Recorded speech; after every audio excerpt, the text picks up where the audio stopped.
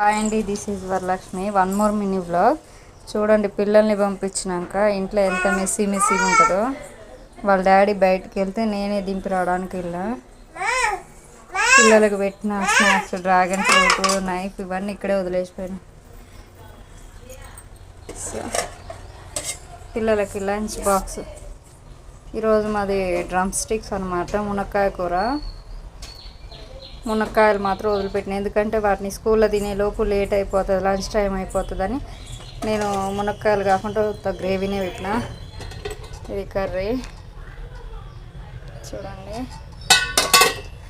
ఇంట్లో ఖాళీగానే ఉంటాం అనుకుంటారు కానీ ఎన్ని పనులు, ఇంకా బెడ్ మీద టవల్స్ అవన్నీ అలానే వేసిపోయారు.